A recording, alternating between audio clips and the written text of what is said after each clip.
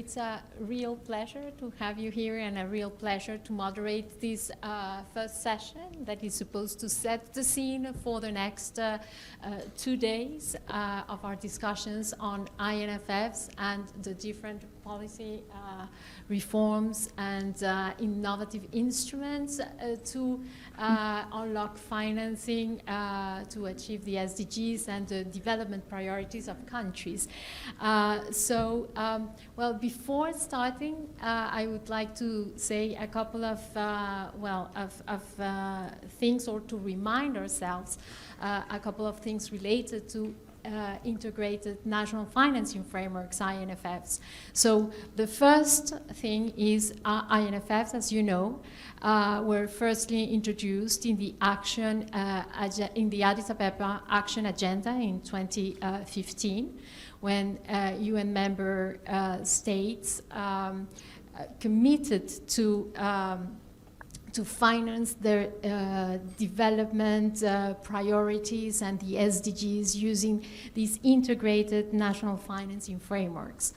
The INFFs, are intended to, align the sustainable development priorities of countries with the financial means to achieve those sustainable development priorities.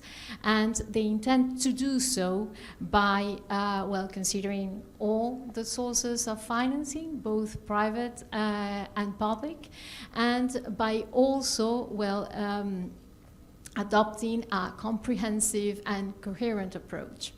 As I said, they were firstly introduced in 2015, but it wasn't until 2019 when the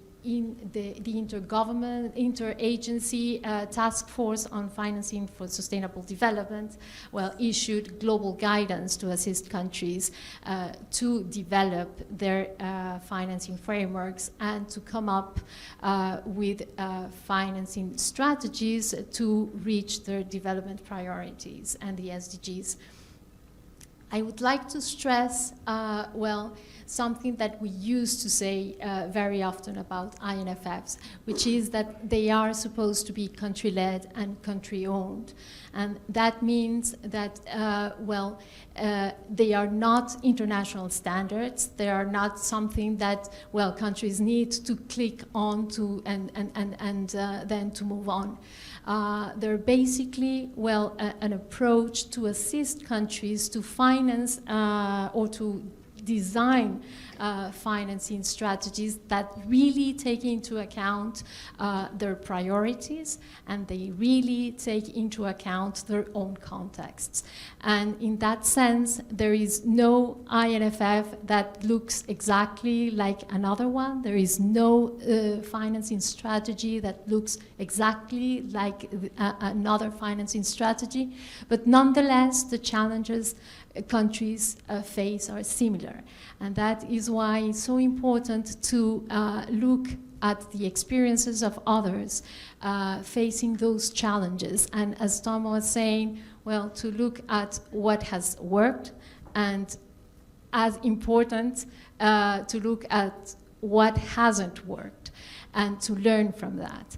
And so, with that, I think I would, pass to our panel, because, that is the real core of this session, to learn about their experiences in advancing INFFs and in designing their financing strategies.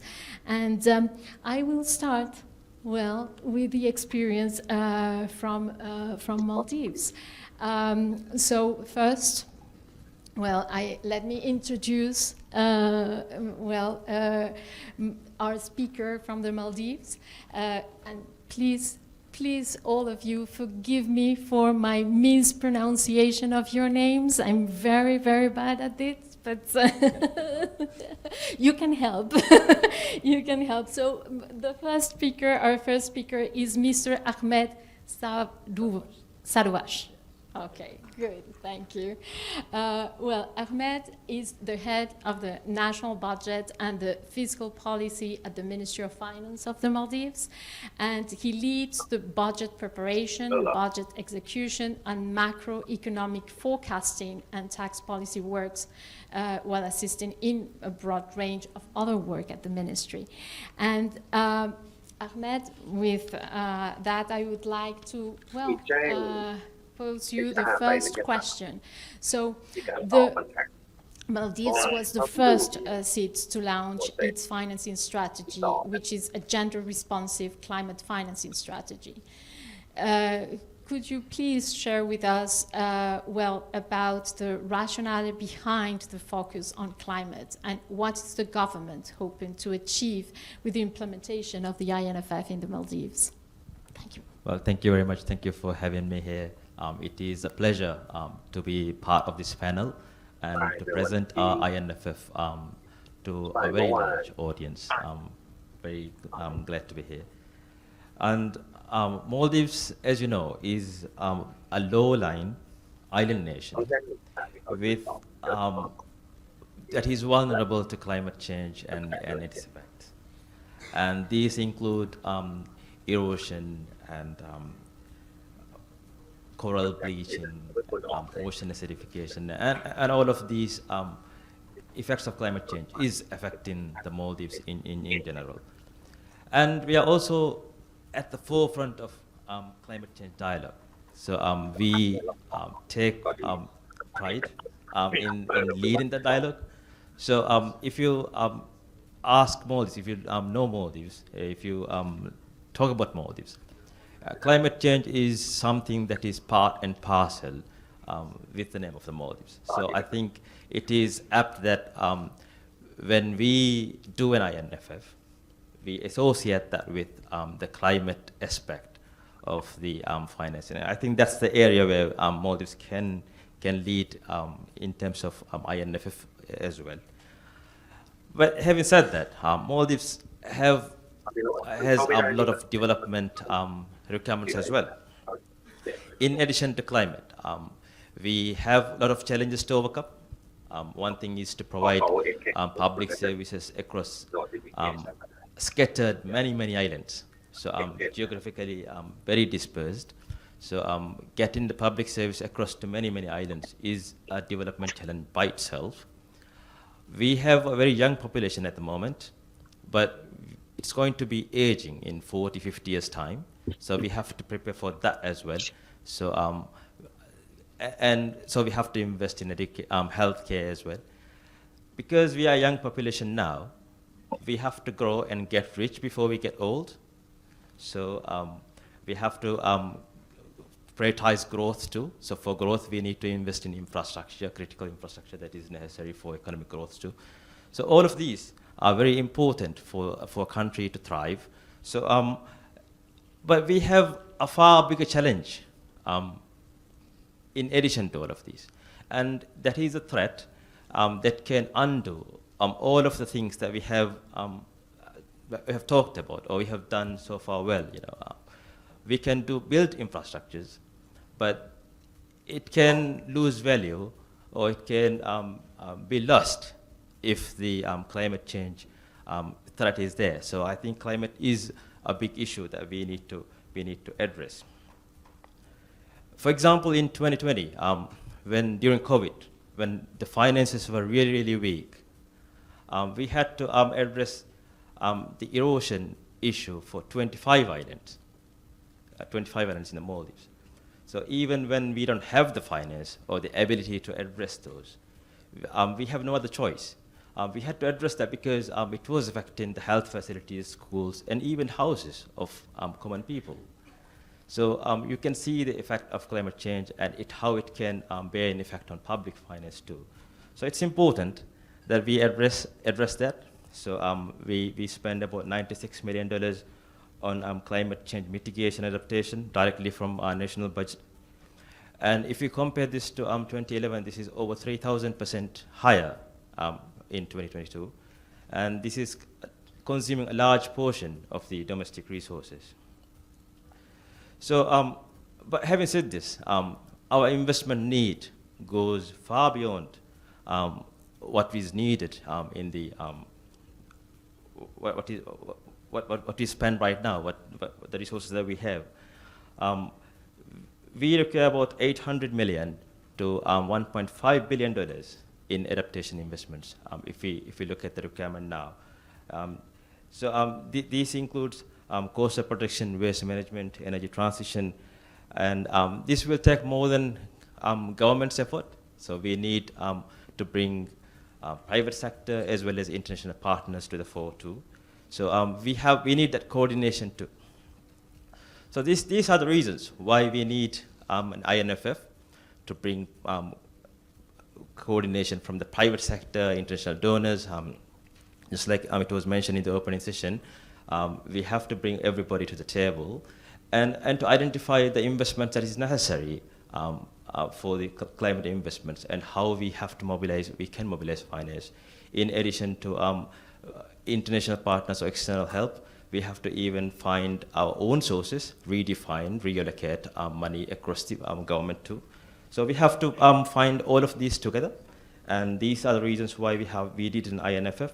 And just like you mentioned, Maldives became the first small island developing state to launch a gender-responsive climate financing strategy, and Maldives INFF is a comprehensive plan to mobilize and manage climate finance in a way that supports the country's transition to a low-carbon, climate-resilient economy.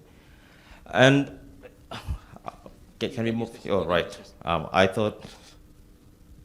I'm really sorry. I didn't really realize. So, what I just talked about was on this slide. Well, I will give you a moment to absorb what's in it. It just shows that we need a lot of investment in climate change and why we need it. But I will go on to the next slide too, but after a while I will change. And on the next slide,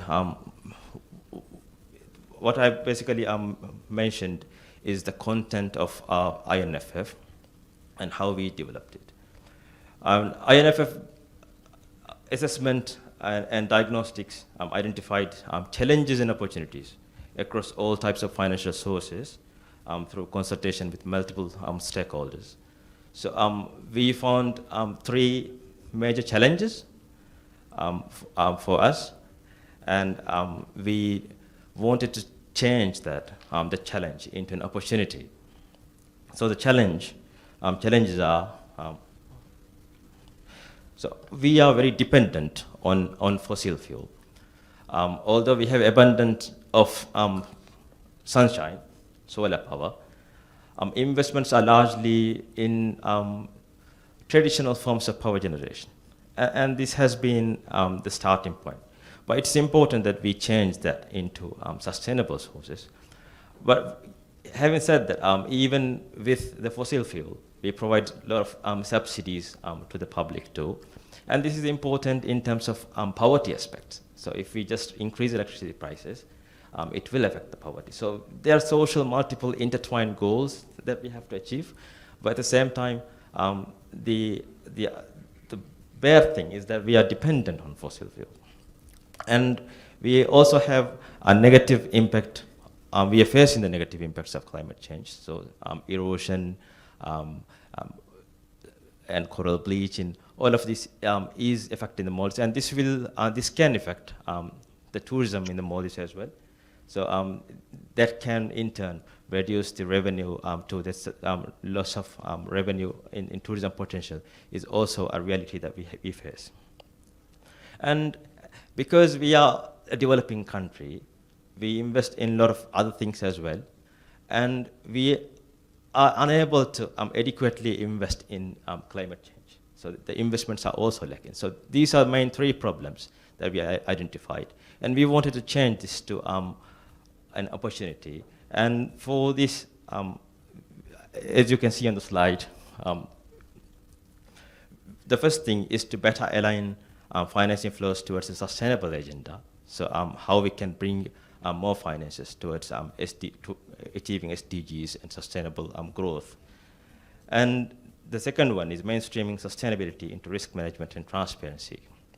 So one thing we see is that climate risks are not integrated into the financial models, so that we underscore its importance while evaluating the investment.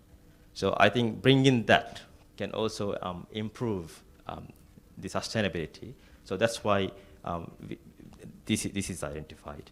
And the third one is mobilizing new sources of sustainable finance. So this is an area where, because Maldives needs a lot of investments in climate, we wanted to bring in a lot of new finances in.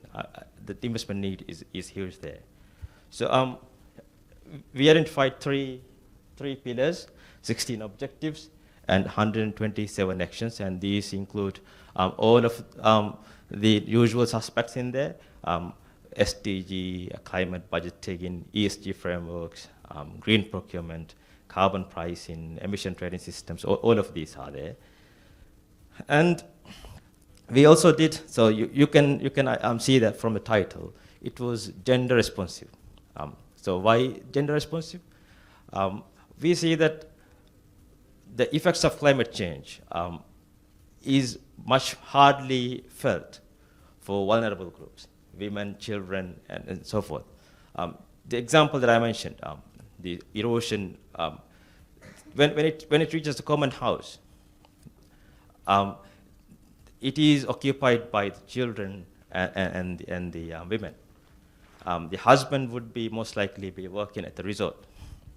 So the household will be the affected household will be largely felt by the marginalized groups. So I think it's important that recognize that gender is a cross-cutting issue. And while we mobilize finance for climate change, we address the gender issue as well. So that's why we brought gender aspect too.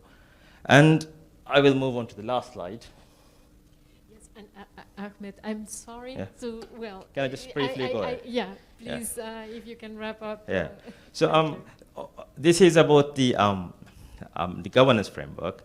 So on the governance side, we brought in the Climate Finance Hub. So Ministry of Finance is leading this work. As you said, we want to have strong country ownership and implementation drive. So overall responsibility is with Ministry of Finance, and we are doing, we are bringing Climate Finance Hub to oversee the work and monitor and implement. So we will work with international partners and also government offices. We will provide technical assistance to government offices, coordinate with international partners to mobilize finance. So, and this is what we will be doing. And you may ask why we are doing all of this. So our target is to mobilize the financing gap, at least $500 to $1 billion a year. So over the next decade, we hope to receive $5 to $10 billion through finance, partly from the domestic resource mobilization as well as external sources, so domestic and international, public and private. And we want to support more this transition to low carbon and climate resilient economy, and building climate resilient infrastructure along the way, and ensure the benefits of climate change are shared equitably across all the vulnerable groups and the population. So Maldives INFF is a significant step forward for Maldives in its effort to address climate change. The strategy has the potential to significantly increase the amount of climate finance available to the Maldives and help the country transition to a low carbon, climate resilient economy. Thank you. Thank you, Ahmed, for that very interesting presentation. And without further ado, it was very hard to interrupt you because it was so interesting. No, no. I'm a terrible timekeeper. You will discover that. Let's welcome our next speaker, Mr. Setio Budiantoro. Okay, good. Setio is the manager of Economic Development Pillar in SDG's National Secretariat of Papenas, and he currently serves as a chairman in Bina Swadaya, right?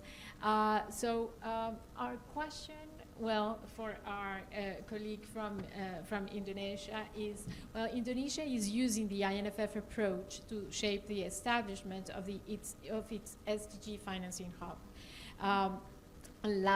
Launched its INFF report last year as part of Indonesia's G20 presidency. Can you tell us about how the INFF is helping you strengthen a financing strategy and the results you expect in relation to both your development plan and in terms of financing instruments and reforms? Okay, thank you. Can I stand? Yeah. Okay, please. Yes. Thank you for the introduction. Hello everyone, my name is Budi.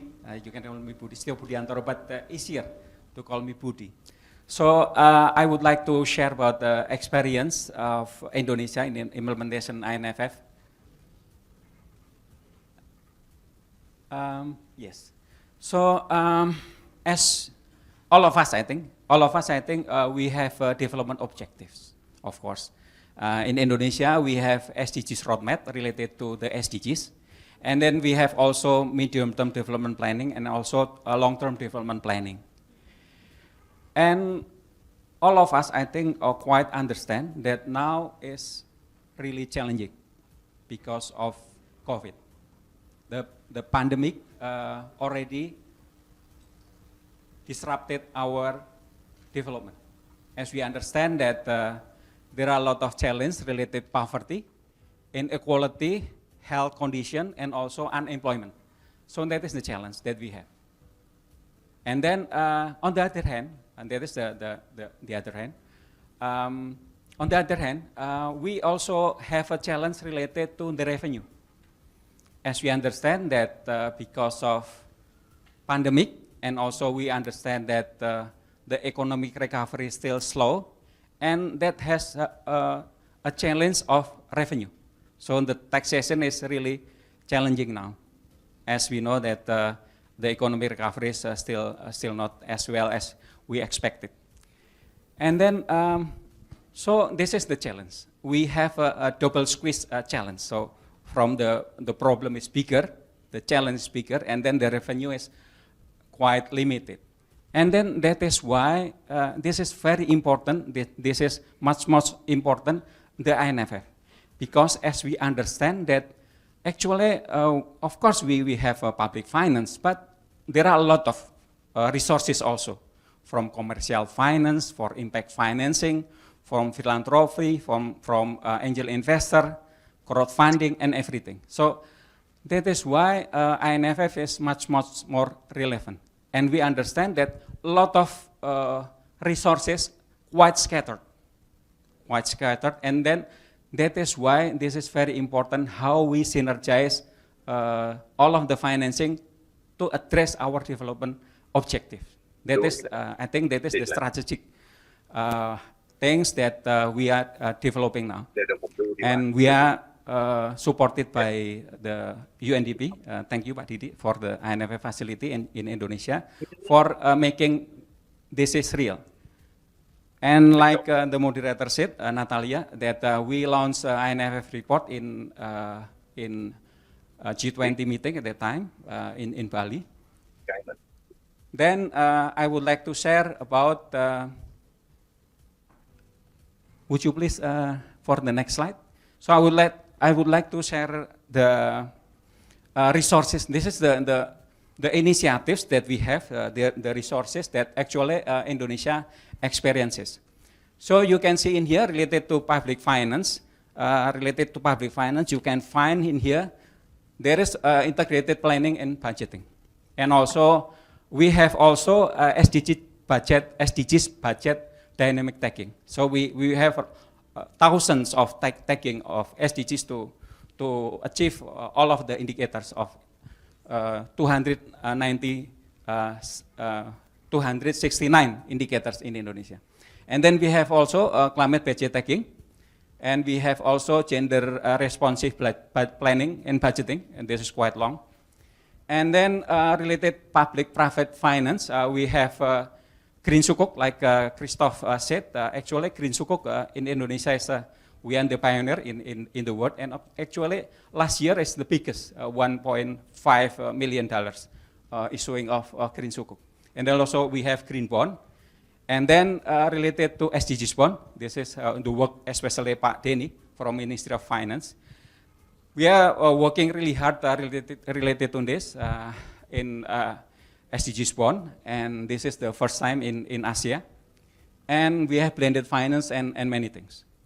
And related to commercial finance, if we read the report from IFC, we can see that Indonesia is one of the most advanced country in emerging economy, 44 countries, related to sustainable finance. And we have sustainable finance roadmap.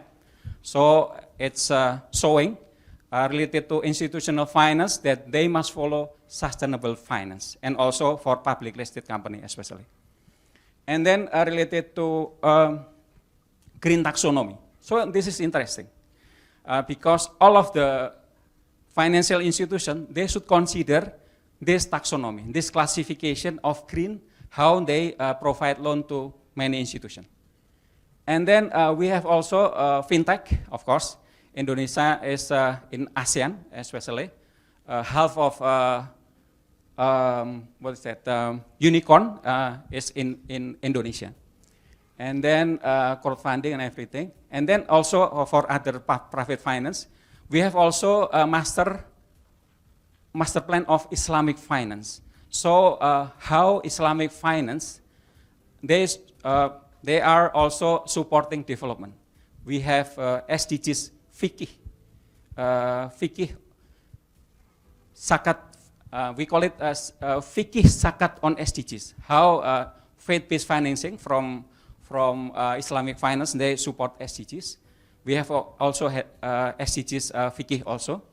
And then related to philanthropy, of course, Indonesia is considered as one of the most generous countries in the world, according to CAF, Charities Aid Foundation from UK.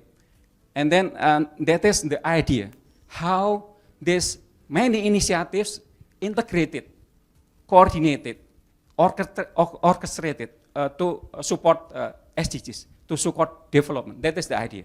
Next. And then I would like to share one example. Actually, this is the work of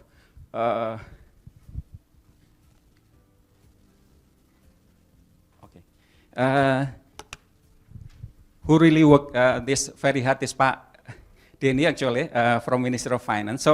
So this is the, I don't know, I cannot connect pointing, so it's okay. So, okay, the previous one, yes.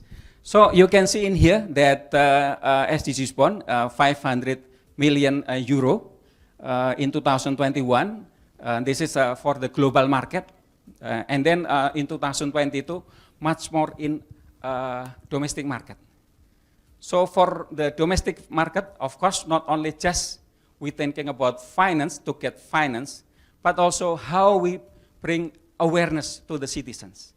And this is also quite interesting because the principle of no one left behind, not only just we thinking about the vulnerable, but how we integrate the financial market, the investor, they should also consider to contribute to SDGs also. So this is quite interesting. And we have the impact report, you can see from our website actually. Next one, because the time is quite limited. Next one. Okay, so what is the learning? What is the learning that when we developed the INFF and we launched in Bali at that time? So from discussing with many stakeholders, it's quite interesting because now we understand the landscape of finance in Indonesia. The overview, quite broad. How then we understand what is the challenge of trying to address the development challenge. So we see also some opportunities also. So like we see that actually there are a lot of highlights, but I would like to share several highlights. So what is the priority for this 1 to 3 years in Indonesia? So we try to align philanthropy and faith-based financing to SDGs finance. That is the things that we now, the priority. And then also for the impact, we just have Impact Alliance network just launched in Indonesia just last month ago. So that is how we measure the impact. That is very important because we don't want to be have SDGs washing or greenwashing and everything. So that is the idea. And also, what is the prioritization related to blue finance? Because we understand that Indonesia is a lot of sea. We are archipelagic country, but still underfinanced. So that is why we try to develop blue finance. And in ASEAN, we will have a meeting related to this, related to blue finance in the 3rd of July. And then related to for the much longer vision, of the medium and long term. So we try to better manage, as the previous speaker already said, financing is very complex. A lot of resources, many initiatives scattered, and how then we better manage all of this one to achieve our intention in development. And then also match different types of financing, blended financing. So it means from public finance. We are now trying to have the regulation related to that. So how we integrate from public finance and also for private finance to achieve the development, especially to create a greater impact. And enhance transparency, so and also, of course, support long-term investment, strengthen medium and long-term planning for the better aligning. So we try that from our experiences, we will have some models. We have some models, especially related to blended financing. How we try to integrate public finance and also private finance to achieve the goals.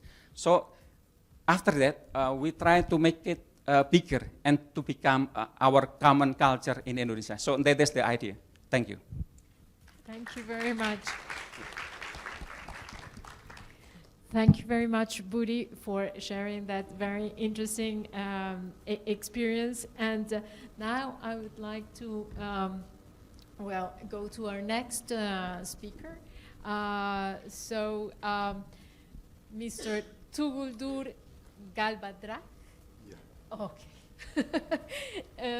Tuguldur is responsible for planning and ensuring the implementation of long, medium, and short-term development policy documents at the national, sectoral, and local levels in coordination with sustainable development goals and climate change issues across sectors in Mongolia. Our question to our speaker is, Mongolia was the first country in launching a financing strategy almost a year ago. All right. So could you please tell us about why the government wanted to adopt this INFF approach and how it is helping you strengthen and drive innovation across financing, the financing landscape in Mongolia? Thank you. Thank you for the warm welcome. Just before working on INFF, Mongolia has like a lot of different development policies, like over the 500 policies, which requires a lot of fundings and resources and a lot of implementations. But just before that, we have changed our development policy into like a very line term, which starts from the 30-year development policy, which is Vision 2050. And the next one is a 10-year policy, which is exactly overlapped with an SDGs. And it is already interlinked with the SDGs, so its implementation is directly inputted in this. And which was followed by the 5 years and 4 years and annual development programs. But on the other hand, the budgeting and national budgeting systems are mainly for the like in medium term and only the annual terms, which is connected in only 2 years. And due to these financial gaps, INFFs main strategy was essential to financing the development policies and SDGs.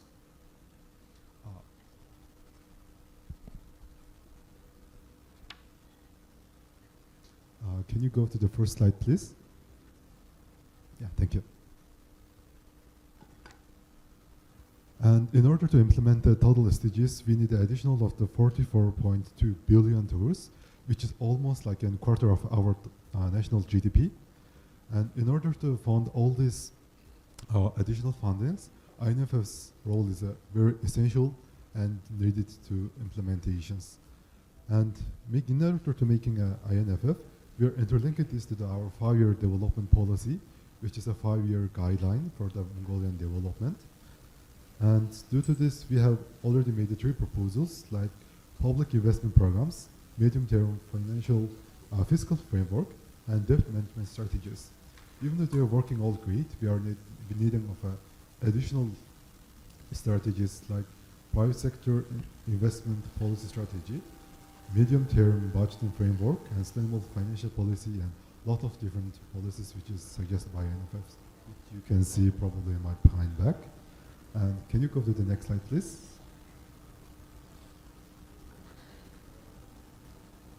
Yeah, thank you. And I will make it short and just talk about our main results implemented in INFFs. And in the public finance side, the tax policy was very essential in Mongolia's increasing the total financing source for sustainable development. And the biggest example is progressive tax on the personal income, which was approved by this year, which is additional fund for implementing the SDGs. And on the other hand, the tax for livestock head was like an 1 stone for like in 3, 4, or maybe 5 rabbits. And in Mongolia, we have a lot of livestock, which is almost half of our climate change and pasture degradations reason. And just by taxing this, we can leverage a lot of our results. And also, we have started making our planning systems by using integrated result-based systems. And we have just made an annual development program which made by this system. And also, we are working on this with a result-based budgeting starting from the 2020. And we have already implemented in the 5 ministries, which is almost like 1/3 of the total ministries. Also, we have operated from the medium-term fiscal framework to medium-term budgetary framework, which is a great big leap towards sustainable development. Also, we have made several new innovations, including SDG sovereign bond framework. And also, we made a state-owned bank restructure to promote the middle class and women-led entrepreneurs. Moreover, export financing functions added to the national development pact to promote an export diversifications, as you may know already, as Exim banks. Also, SDG audits and citizens budgeting for the more simpler and easy to understand in the budgets. This is for the public finance side. And the private finance, our FRC just approved the sustainable development reporting guidance for a lot of companies. And we have developed an SDG finance taxonomy and expected to be approved by this year. Moreover, law on a PPP to work in a more easily with our private sectors, and its law is just being approved by the parliament. Also, we have been working on the law on investment, and also the first private green bond issued by the commercial bank has been made by this year, which is a great leap towards us. Can you go to the last slide, please? Yeah, thank you very much. And we are already working on increasing the financial source for the sustainable development. Now we need to direct all this financial source to implement the sustainable development and increase the economic and social environment impact of the investments. That's the most crucial part of the INFF. And we have understood that just planning with the national budget is not enough.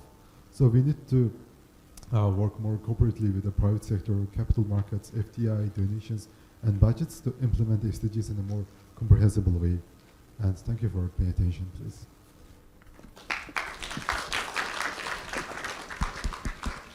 Thank you very much for sharing. Those experiences, and as well, you could all see, well, these are three very different countries, very different contexts, very different strategies. But nonetheless, well, they showcase very well what INFFs are about. They're about prioritizing, well, development goals, but they are also about, well, how to design a strategy well and how to pick up the right policy reforms in order to achieve those priorities set by countries.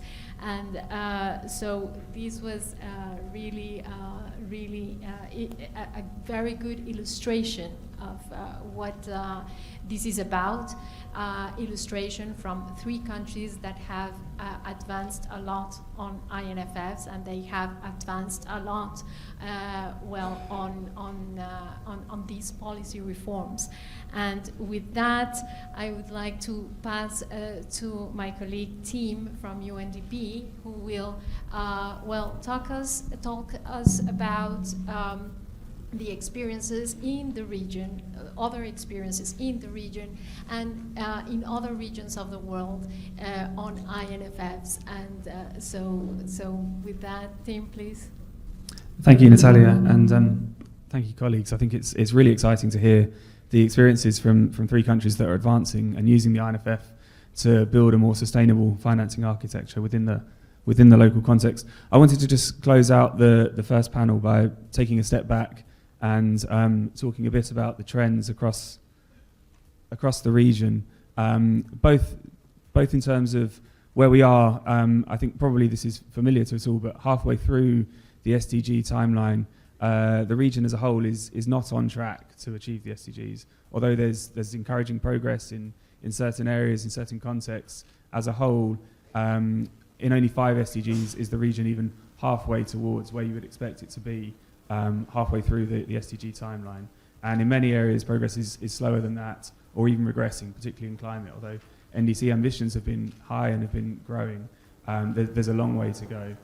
So we see that the sustainable development outlook is challenging, and at the same time, when we look at the investments that are needed, as our colleagues have said, the investments that can accelerate progress towards achieving the SDGs in the time that we have left, the picture is a mixed one. The financing landscape shows that there's growth in some countries, fiscal space is growing in some countries, but in many it's declining, and actually in 60% of countries across the region, the tax to GDP ratio is lower now still than it was before the pandemic. In a quarter of countries, it's 3 percentage points of GDP lower. So the fiscal space that countries have to invest, that governments have to invest in their sustainable development agendas is tight. When we think about the ability to borrow as well, we've heard of some of the innovations, and we'll hear much more today about some of the innovative instruments that countries are using. And there are many opportunities, but also there are risks, and there's debt sustainability challenges. 11 countries from the region are among the most debt vulnerable and at high risk of debt distress. And when we think about the private sector, and I think there's a big push, and it's very well recognised, to see that the private sector needs to play a stronger role in sustainable development. And again, there are many opportunities to promote and mobilise and align private capital behind the SDGs. But still, there are challenges too. In a third of countries, domestic credit to the private sector has been declining over the past 5 years, and we see actually has fallen in those countries by 5 percentage points of GDP. So again, there are challenges, but there are constraints. So when we look at the need to accelerate progress towards the SDGs and the climate commitments that countries have made, and the need to mobilise investments for that, it's really encouraging to hear the experiences from the three countries, the three speakers that we've heard about, for a more integrated approach to financing. If we can move to the next slide, please. And what we see across the region and globally is that, so across the region, 16 countries are using this integrated national financing framework approach. Firstly, to bring financing across the landscape, public and private resources together, and to link it more directly to results, to the sustainable development results that we want to see. And we've heard from 2 of the countries that have launched a financing strategy. Another 14 countries in the region are developing or planning to develop this kind of integrated financing strategy in the future. And then secondly, to identify where there are opportunities to strengthen the financing landscape, opportunities to mobilise resources, mobilise new capital, new investment in sustainable development where those exist, but also to promote alignment to ensure that there is greater social, environmental and economic impact from the investments that are being made. And with that, to build an architecture at the country level that is more sustainable, a financing architecture that is more sustainable, that creates an enabling environment and systems and incentives to invest in ways that draw impact for national sustainable development priorities. And we did a survey last year of the countries at that point that were developing their INFFs and found that across the region, countries had already prioritised more than 60 very specific financing reforms. I won't go through the donut, but across different aspects of public and private financing. We've heard a bit about some of those already, and we'll talk much more in the sessions to follow about some of those really exciting innovations. But those are priorities that have been designed and carefully sequenced in order to build a more sustainable financing architecture. 14 countries are taking forward reforms, for example, to align their budget processes to integrate the economic as well as the social and the environmental priorities of national plans into their budget processes more effectively. We see 9 countries that are issuing or taking forward thematic bonds in order to mobilise debt behind sustainable development priorities. We see 8 countries that are putting in place taxonomies to first build a common understanding about how private capital is being invested, and then use that as a basis for strengthening incentives to align that investment with sustainable development. And countries that are systematically mapping the investment opportunity areas for private capital. UNDP has supported 8 countries to develop these investor maps that map the investment opportunity areas which can catalyse progress towards the SDGs whilst being commercially attractive, and identified almost 140 specific investment opportunity areas. So we see INFFs being used to pull together this more comprehensive approach that can link financing, public and private financing, across the landscape to sustainable development outcomes, and identify specific steps to catalyse and strengthen the sustainable financing architecture in countries across the region and beyond. And I'll close my presentation just by saying that, as if we can move to the last slide, as we've seen countries, if we could go to the last slide.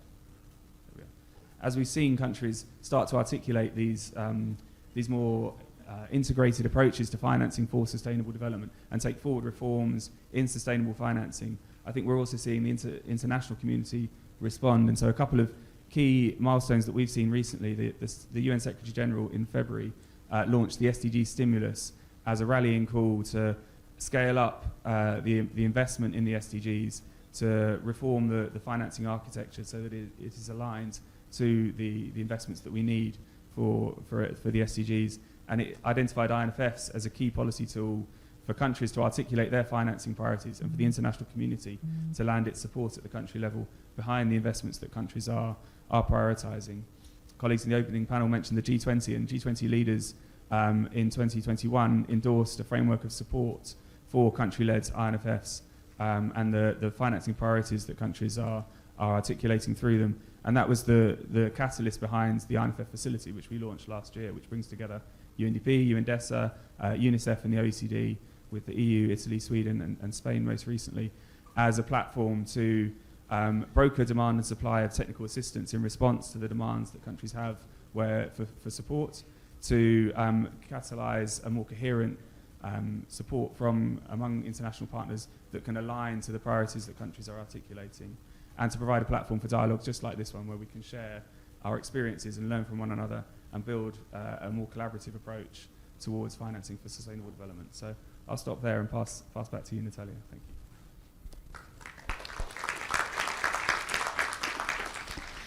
Thank you, Tim, and thank you to all the panelists for sharing, lastly, the whole panorama of the INFFs and the INFFs in the region. But first, the experiences of 3 countries that are well advanced in their financing strategy. As it was mentioned in the opening remarks, this has been the region that has pioneered the integrated national financing frameworks approach as a way to come up with a strategy to finance the development priorities in a more comprehensive and coherent way. And well, I hope that this has set well the scene for the conversations that we will have well for the next 2 days, and for some of you the rest of the week. Just a quick kind of advertisement that the international community, the development partners are here to help countries, to assist countries in putting together their integrated national financing frameworks and their financing strategies. Well, we continue to work towards that goal through the facility, through the technical assistance that is provided at the country level, but also through, well, new knowledge products that are being issued well all the time. So in 2019, the IATF issued the global guidance on INFFs, and well, most recently it started to issue more targeted guidance on INFFs and specific SDGs or specific financing sectors. So you will have in your, you will find in your material some of those more specific documents. And we recently launched together also an e-learning course, well, a self-paced course. You will have all the information also in the materials, but we will continue to work towards assisting countries and learning all the way as well from you and from your experience. And with that, I would like to, well, ask a huge applause for the panelists of this session and close the session.